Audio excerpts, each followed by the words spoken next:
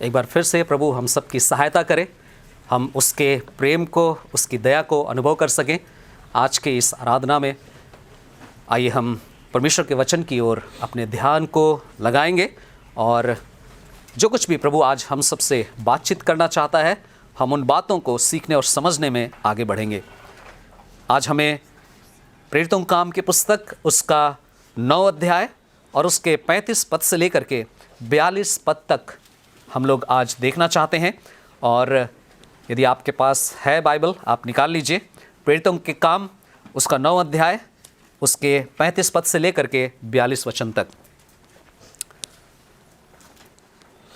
पहला पद मैं पढ़ रहा हूँ, हर दूसरे पद को आप लोग मिल करके पढ़िए, ताकि हम सब लोग इस वचन को सुनने में, इसके अध्ययन में सब लोग शामिल हो सकें और कुछ समय हम लोग शांत रह करके परमेश्वर के वचन की ओर ध्यान लगा सकें और उसके वचन के द्वारा हम सब भरपूर किए जाएं। इसके लिए हम लोग परमेश्वर से सहायता मांगेंगे। आइए हम पढ़ते हैं 35 पद। तब लुद्दा तथा शारोन के सभी रहने वाले उसे देखकर प्रभु की ओर फिरे।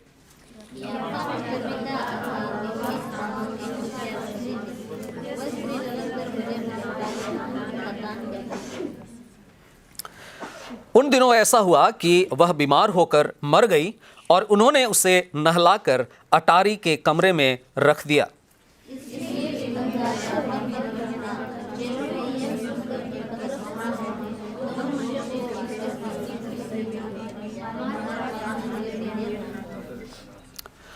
पतरस उठकर उनके साथ चल दिया।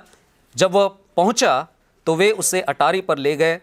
सब विधवाएं रोती हुई उसके पास आ खड़ी हुई और जो कुर्ते तथा वस्त्र दोरकास उनके साथ रहते हुए बनाया करती थी उसे दिखाने लगी।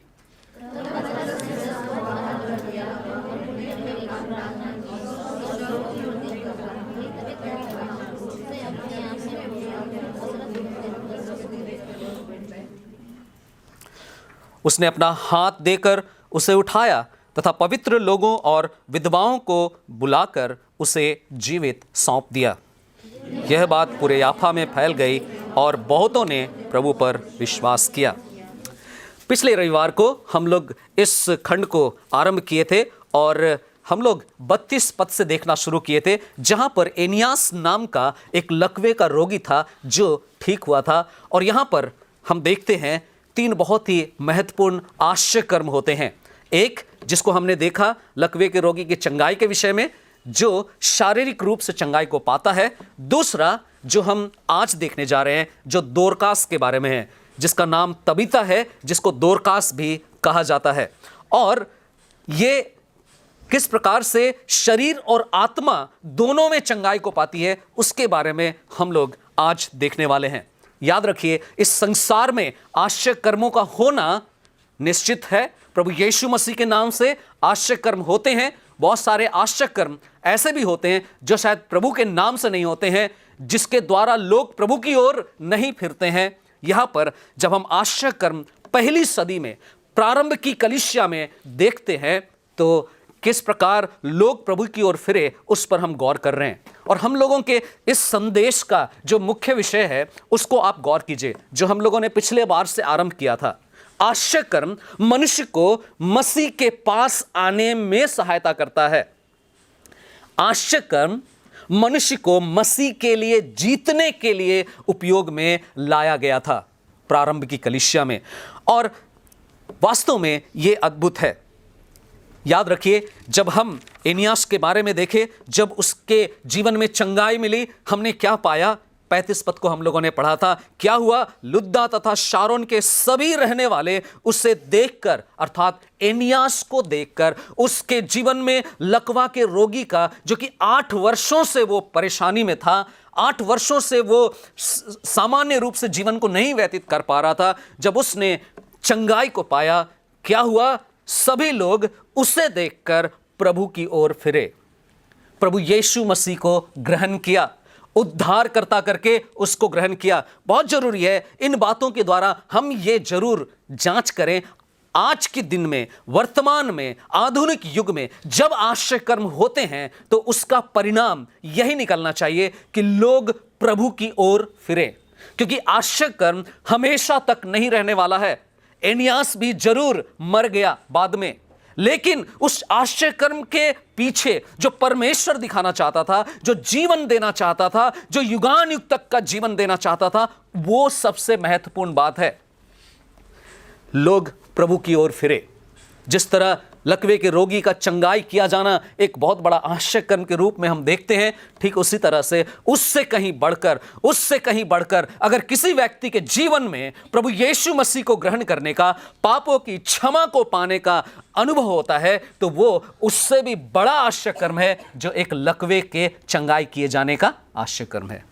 और मेरे प्रियो, आज भी वो आश्चर्य कर्म आपके जीवन में हो सकता है। आज भी वो आश्चर्य कर्म प्रभु यीशु मसीह उन लोगों के जीवन में जो प्रभु को खोजते हैं, जो अपने पापों से मन फिराना चाहते हैं, जो अपने सांसारिक जीवन से मन फिराना चाहते हैं, प्रभु आज भी उनको वो चंगाई देना चाहता है। वो आश्चर्य कर्म उनके जीवन में करना चाहता है, और वो आश्चर्य कर्म बहुत अद्भुत है।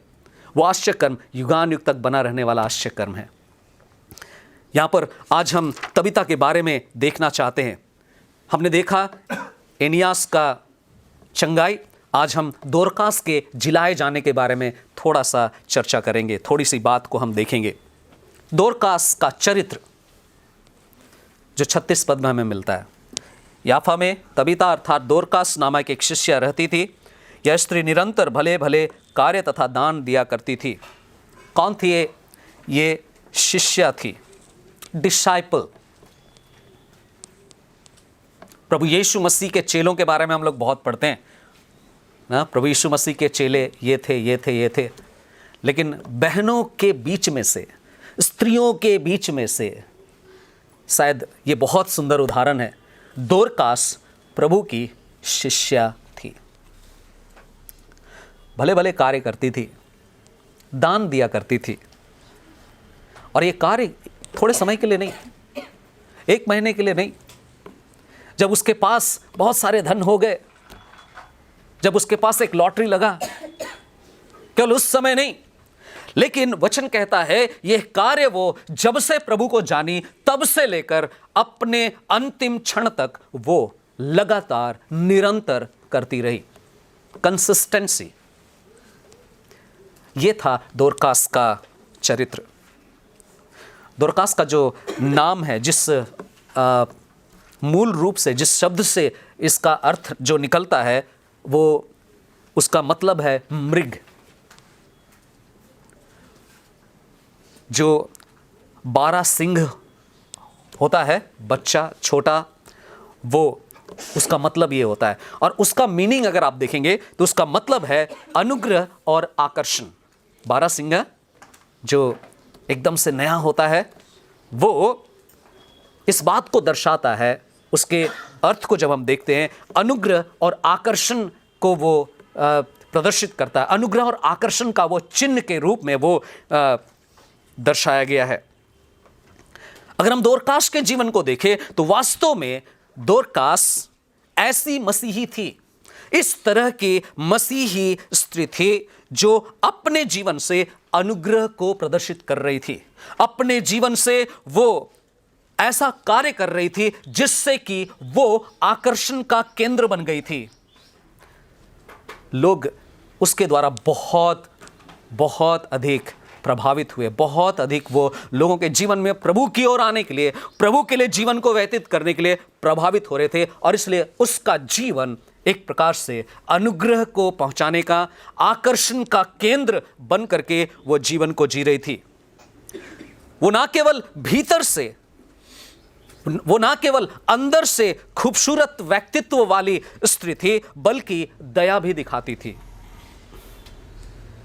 आज के युग में बहुत कम ऐसे देखने को मिलता है। If somebody is so beautiful, जहाँ जुदी येलो ते अडी चेहरा येलो कान खाए, तो बे दो आलम एक्सपेक्ट जे उनी दो लोटा सुरमा से थरी बटी गसाव लगी लहा कना से होड़ को तलारे दुड़ुआ, है ना। कोई अगर बहुत ब्यूटी है, बहुत खूबसूरत है, अरे मत काम करने दो, अरे मत करो तुम, नहीं तो तुम्हारी खूबसूरती चली जाएगी।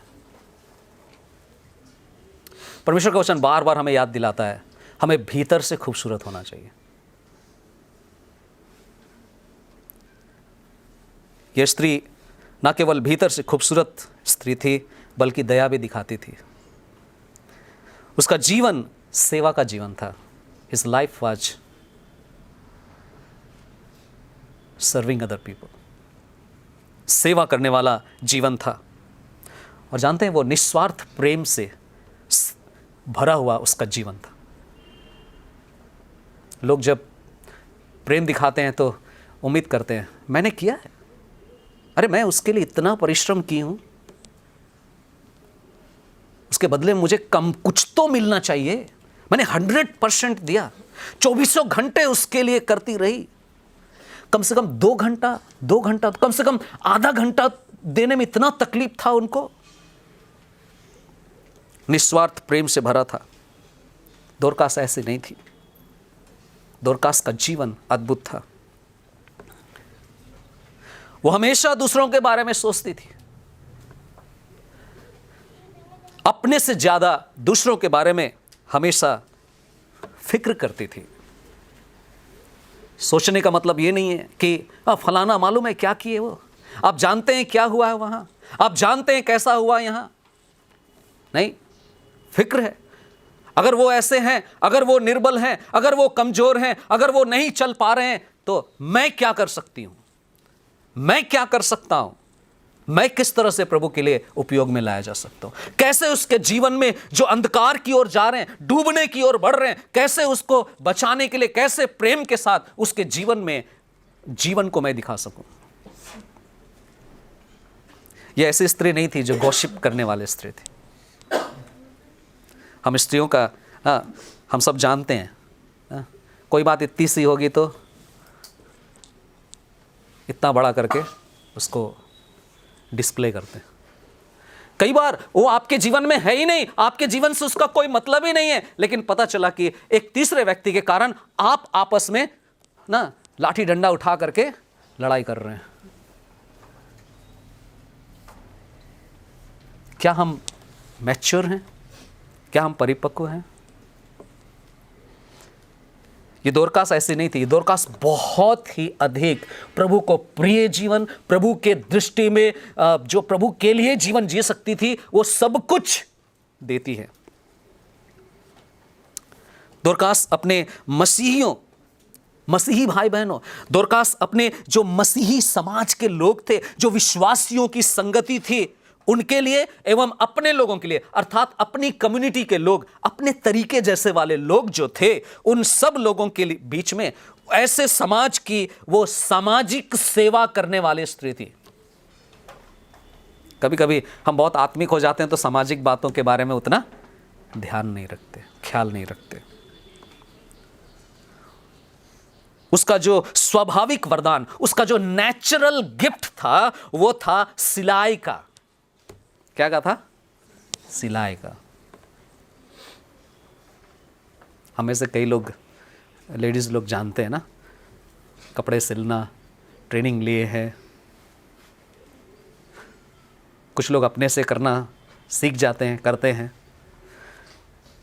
उसका स्वाभाविक वरदान, उसका नेचुरल जो गिफ्ट था वो सिलाई था, और उसका आत्मिक वरदान था वो था सहायता करना। स्पिरिचुअल गिफ्ट क्या था? सहायता करना।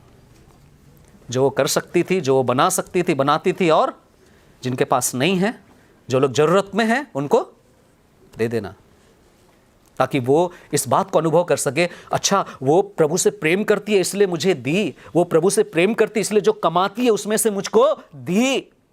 मैं प्रभु के लिए बढ़ूंगी, मैं प्रभु के लिए जीवन जीऊंगी, मैं प्रभु के लिए आगे बढ़ूंगा।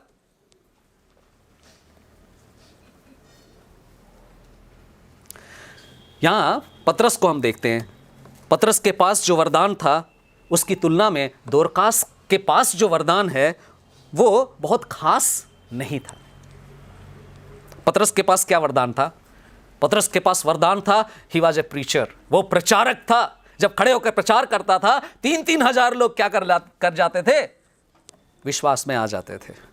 पतरस के पास वरदान था शिक्षा देने का, ही वाज ए टीचर। वो शिक्षक था, शिक्षा देता था। पतरस के पास वरदान था अगुवाई करने का। उस समय की जो पहली कलीसिया थी, उस कलीसिया को क्या कर रहा था? अगुवाई कर रहा था। पतरस के पास वरदान था चंगा करने का, और यहां तक भी हो सके तो पतरस क्या भी कर सकता था, मुर्दों को भी जिला देता था। उसकी तुलना में दोरकास के जीवन में जो वरदान था वो कुछ भी नहीं था। लेकिन दोरकास के पास, उसके पास जो अपनी 10 अंगुलियां थी, उस अंगुलियों को उसने प्रभु के लिए सौंप दिया। सिलाई कर करके वो उन अपने 10 अंगुलियों के द्वारा जो वो कर सकती, जो उसके पास था, उससे उसने गरीबों की मदद करने का ठान लिया। आवश्यकता में पड़े हुए लोगों के लिए मदद करने के लिए ठान ली। कलीसिया के भीतर याद रखिएगा, आजकल बहुत सारे सोशल वर्क होते हैं बाहर, जरूर बाहर भी जरूरी है, लेकिन सबसे पहले आप अपने परिवार को तो देखिए। आपके घर में, आपके परिवार में कोई भूखा बेचारा सो रहा है, भूखा मर रहा है, और आप चले हैं एक गांव में जहां पर आप क्या कर रहे हैं, बांट रहे हैं सेब, संतरा और ये सब कुछ। सोचिएगा इसके बारे में जरूर। सबसे पहले कहां देखें, आपके अपने परिवार में, आपके अपने घर में कौन दिक्कत में है, कौन तकलीफ में है, पहले वहां जाकर के आप सेवा कीजिए। तब जाकर के आप अन्य जातियों को, संसार के लोगों को गवाही देने की कोशिश करें। आप संसार में बड़े बड़े काम करेंगे और घर में आकर बोलेंगे पत्नी को दिखा रहे हैं, या तो फिर कलीसिया को दिखा रहे हैं। जानते हैं हम क्या करते हैं, कुछ काम नहीं आने वाला।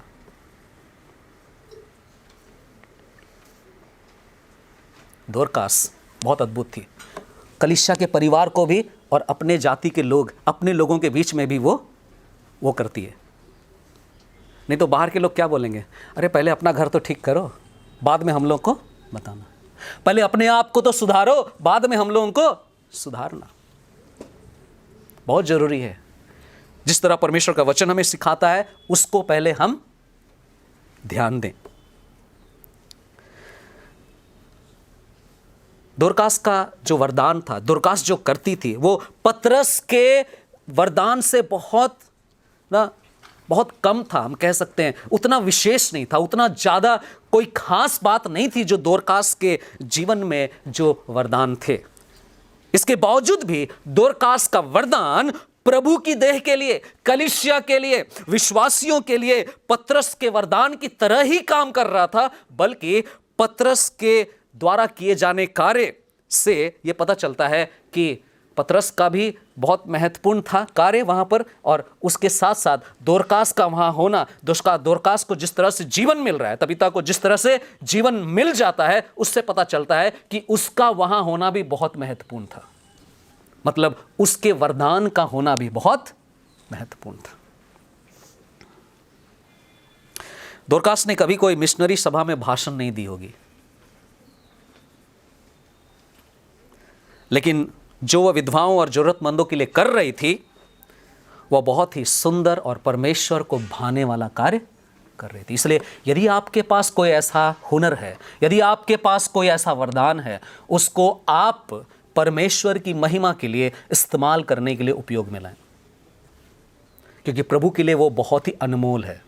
आपके लिए हो सकता है आप उसको ना समझते हो, लेकिन प्रभु आपको उस चीज को अगर सिखाया है, उस कार्य को जिसमें आप बहुत स्पेशलिस्ट हैं, बहुत ही विशेषज्ञ हैं, प्रभु आपको उसके द्वारा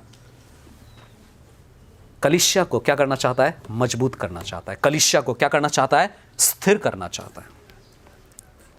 सच्चे मसीही ऐसे ही होते हैं।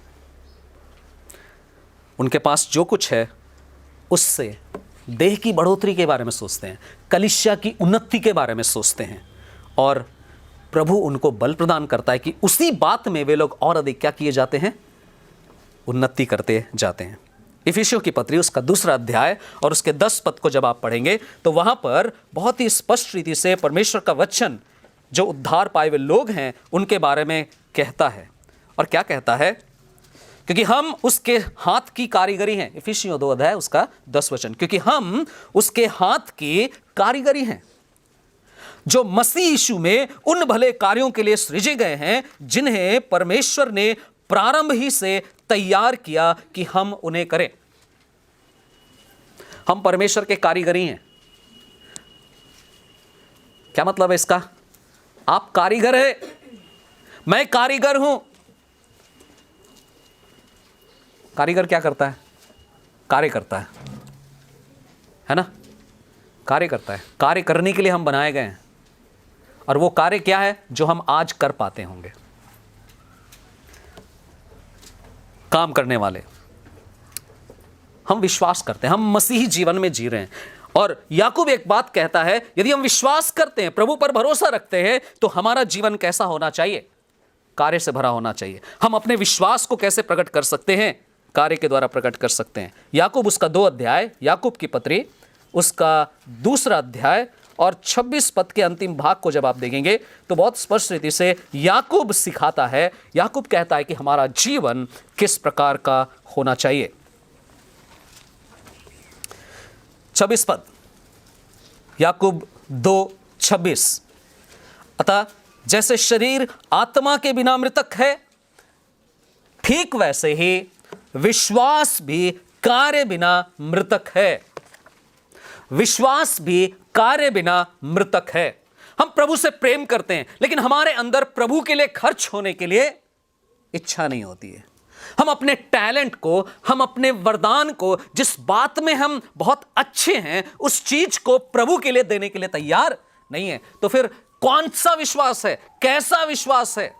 दोरकास का विश्वास बहुत अद्भुत था। वो अपने कार्य से अपने विश्वास को क्या करती है? प्रकट करती है। क्या परमेश्वर ने, क्या प्रभु यीशु मसीह ने आपको अपनी देह के लिए, अपनी कलीसिया के लिए, अपने विश्वासी भाई बहनों के लिए कुछ भी नहीं दिया है जो आप दे सकें? जिससे कि आप सेवा कर सके, जिससे कि प्रभु की देह उन्नति कर सके। दोरकास का चरित्र हमें रिमाइंड करता है, हमें याद दिलाता है कि हम अपने जीवन से, अपने जीवन में जो बातें हैं, जो चीज़ें हम, जिसमें हम बहुत अच्छे हैं, उसके द्वारा प्रभु की देह के लिए, विश्वासियों के लिए, मसीह समाज के लिए, और उसके बाद अपने आसपास जो लोग हैं जो शायद प्रभु को ना जानते हो, उनके लिए भी हम क्या हो सके? दे सके। दूसरी बात, दोरकास की स्थिति क्या थी? 37 पद को देखिए, दोरकास की स्थिति क्या थी? 37 पद कहता है, उन दिनों ऐसा हुआ कि वह बीमार होकर मर गई, और उन्होंने उसे नहलाकर अटारी के कमरे में रख दिया। यह थी दोरकास की स्थिति। वह बीमार हुई और मर गई, फिर उसे नहलाकर अटारी में, मतलब ऊपर के कमरे में उसको रख दिया गया। वह अचानक बीमार हुई और अकस्मात मौत हो गई। कहने का मतलब, ना तो वो और ना ही उसके आसपास के लोग, किसी ने एक्सपेक्ट नहीं किया था। उसकी मृत्यु की अपेक्षा किसी ने नहीं किया था। उसका जो खूबसूरत जीवन था, जिससे वो कलीसिया में सेवा में हिस्सा ले रही थी, वो जो खूबसूरत जीवन था और उसकी जो सेवा थी, अचानक से यहां पर समाप्त हो गया, यहां पर अंत हो गया। उसका आत्मा और उसका प्राण निकलकर ऊपर चला गया। यहां पर केवल उसका शरीर पड़ा हुआ था। दफनाने की जो प्रक्रिया होती है, शायद उस प्रक्रिया को करने के लिए उसको नहला करके वहां पर रखा था। वे उसे तेल लगाते, उसमें शायद इत्र लगाते, सुगंध द्रव्य लगाते, ताकि उसका जो उससे दुर्गंध आती है, उस दुर्गंध से बचाव हो सके। दुर्गंध से बचाने के लिए उस पर यह सब कुछ किया जा रहा होगा। और दोरकास के इस समय का जो दशा है, इस समय जो पड़ी हुई है, यह दशा कहीं ना कहीं हमें एक ऐसे व्यक्ति के चित्र को दर्शाती है जो पाप में पड़े हुए हैं, जिसने उद्धार नहीं पाया है, जो आत्मिक रूप से मरे हुए हैं। इफिसियों की पत्री उसका 2 अध्याय और उसका 1 पद। इफिसियों की पत्री उसका 2 अध्याय और उसका 1 वचन।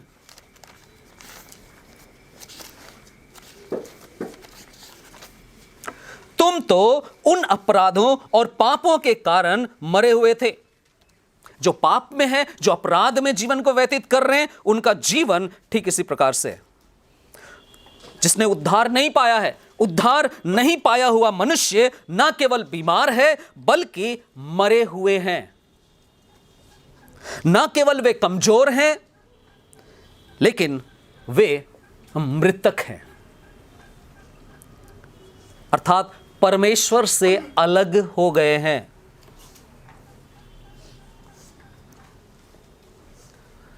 उनके पास, प्रभु यीशु मसीह के पास, परमेश्वर के पास आने की कोई क्षमता नहीं है। They don't have ability. Baku है दाड़िया कना प्रभु ठे एंते उनको दो गोज गया को जीवित या जीवन से इलकाते उनको दो को गोज गया। आत्मिक जीवन की बातों में वो मृतक पड़े हुए हैं। लेकिन प्रभु का अनुग्रह हुआ, जो पश्चाताप किए, जो मन फिराए, जो प्रभु को ढूंढने की कोशिश किए। इफिसियों 2 अध्याय उसका 5 पद कहता है, जबकि हम अपने अपराधों के कारण मरे हुए थे, उसने हमें मसीह के साथ जीवित किया। अनुग्रह ही से तुम्हारा उद्धार हुआ है।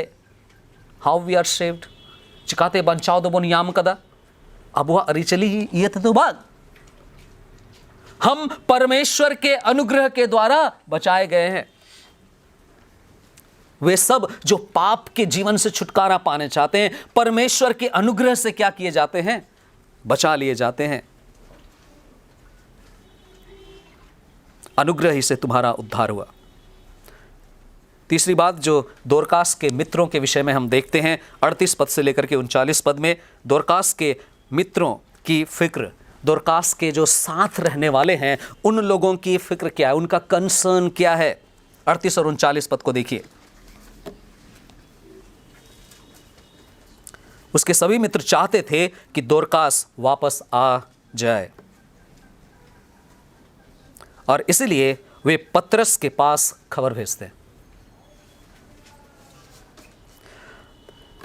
उसके साथ के लोग, उसके जो मित्र हैं, उसके जो लोग हैं, उन सब लोगों ने यही आशा किया कि दोरकास की जो सेवा है वो सेवा और कुछ समय के लिए यहां पर होनी चाहिए, और कुछ समय के लिए उनकी सेवा कंटिन्यू होनी चाहिए थी, और इसलिए वो इस खबर को तुरंत भेजते हैं। यहां के विश्वासियों ने बड़ा विश्वास दिखलाया। यहां के जो मसीही लोग थे, यहां के विश्वासी लोग थे, बड़ा हिम्मत दिखाया इस काम को करने के लिए कि जा करके किसको बुलाया जाए? पतरस को बुलाया जाए। वे कह सकते थे, अरे दोरकास तो मर चुकी है, अब उसकी जो भी उपयोगिता है, वो जो कुछ जिस तरह से भी कलीसिया के लिए एक उपयोगिता साबित हो रही थी, वो अब क्या हो चुका? खत्म हो चुका, चलो छोड़ो, वो कह सकते थे। लेकिन वे ऐसा नहीं किए। उन्होंने पतरस पर भरोसा रखा कि पतरस ऐसा कर सकता है, पतरस को खबर दिया जाए,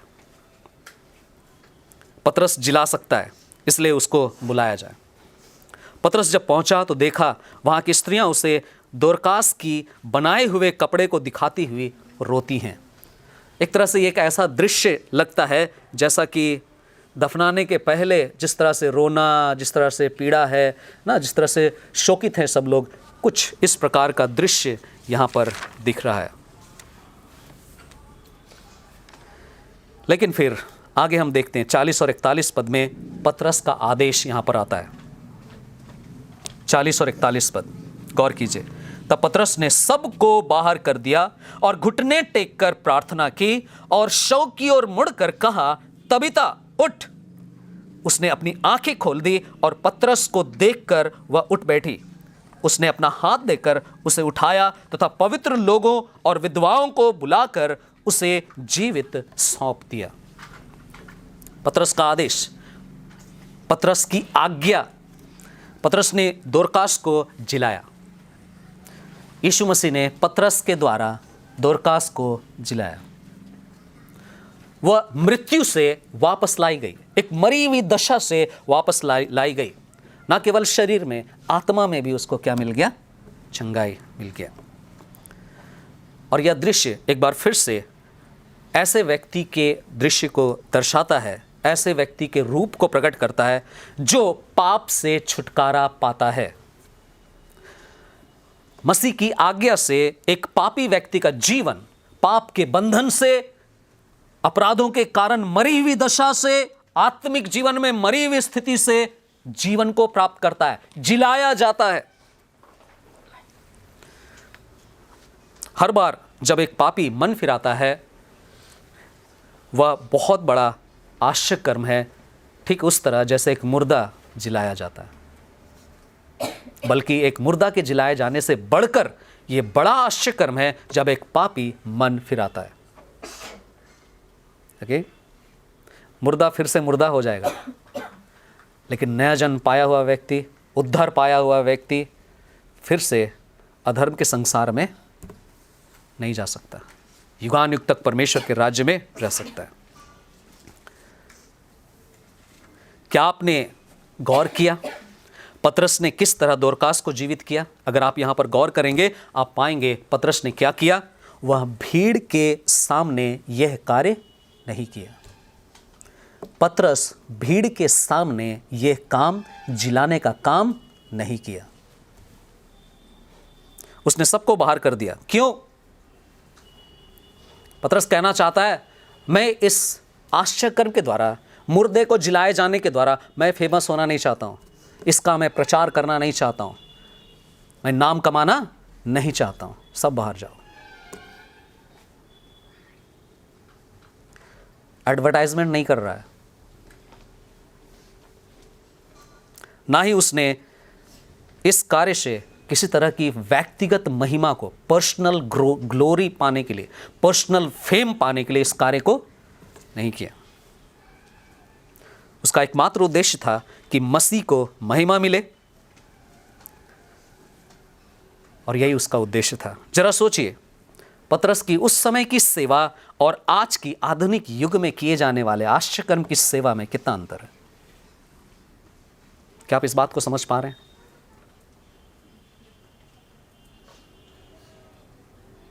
यहां पर एक और बहुत ही महत्वपूर्ण विचार है। दोरकास, तबीता मृत्यु में से वापस इस शारीरिक जीवन में आने की एक बहुत बड़ी आज्ञाकारिता को उसने दिखाई। कैसे? जब वो मर गई तो दोरकास की आत्मा कहाँ चली गई? स्वर्ग में चली गई। कैसे जानते हैं? क्योंकि वो प्रभु में लाने के लिए बहुतों के लिए आशीष का कारण बनी थी। दोरकास, तबीता जब मर गई, उसकी आत्मा कहाँ पहुँच गई? स्वर्ग में पहुँच गई, और वहाँ एक क्षण के लिए प्रभु को देख ली थी। स्वर्ग की एक झलक शायद वो जस्ट देखना शुरू ही की थी। उसी क्षण फिर से उसे बताया गया, तुम्हें फिर से धरती पर जाना है, तुमको फिर से वापस धरती पर जाना है, तुमको फिर से जाकर दुख उठाना है, तुमको फिर से जाकर वही सब काम करना है जो तू कर रही थी। उसको लौटने की आज्ञा मिली। जब वह स्वर्ग में शायद एडजस्ट हो रही होगी, मेरा स्थान शायद यहाँ होगा, मेरा कमरा शायद यहाँ होगा, तभी स्वर्गदूत उससे कहता, दोरकास, प्रभु चाहता है कि तू कुछ और दिनों के लिए, प्रभु की इच्छा है, प्रभु के लिए, प्रभु के देह के लिए, उसकी अपनी मंडली के लिए वहाँ पर तू क्या कर, कुछ समय और रह। शायद बड़ा कठिन ये डिसीजन था। एक बार अगर आप प्रभु के पास पहुंच गए, जहां पर अब कोई काम नहीं करना पड़ेगा, जहां पर कोई दुख नहीं होगा, और वहां से आपको भेज दिया जाए, शायद बड़ी हिम्मत जुटानी पड़ेगी कि प्रभु फिर से आप चाहते हैं, एक बार फिर से मुझे शारीरिक रूप से क्या होना होगा, दुख उठाना होगा, इस शरीर में दुख उठाना होगा। लेकिन प्रभु की यही इच्छा थी, प्रभु यही चाहता था, और इसलिए प्रभु उसे भेजता है और उससे कहता है, तुम कुछ समय और पृथ्वी पर रहो। और ये दोरकास अपने प्रभु की आज्ञा का पालन करती, क्योंकि वो प्रभु पर पूरा पूरा विश्वास और भरोसा करती थी। सोचिए, यह अनुभव दोरकास के लिए कैसा रहा होगा, दोरकास के लिए कैसा रहा होगा। और उसके बाद 42 पद में हम देखते हैं, लिखता है, जब उसे जीवित सौंप दिया गया, विधवाओं को, पवित्र लोगों को सौंप दिया गया, 42 पद कहता है, यह बात पूरे याफा में फैल गई और बहुतों ने प्रभु पर विश्वास किया। उसके लौट आने से, प्रभु की आज्ञा का पालन करने से बहुतों ने प्रभु पर विश्वास किया। पतरस के फैन नहीं बने, जैसे कि आज के मसीही लोग किसी किसी प्रचारक के क्या बन जाते हैं, फैन बन जाते हैं। हम फलाना के फैन हैं।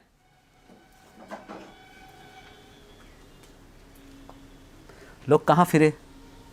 प्रभु पर विश्वास किए। इसलिए मैंने पहले भी कहा था, वो चंगाई जिससे प्रभु की ओर नहीं फिरते हैं लोग, वो चंगाई जिससे प्रभु को महिमा नहीं मिलती है, वो चंगाई जिससे कलीसिया की बढ़ोतरी नहीं होती है, क्वेश्चन मार्क है। आखिर क्यों होता है? क्यों किया जाना चाहिए ऐसे चंगाई?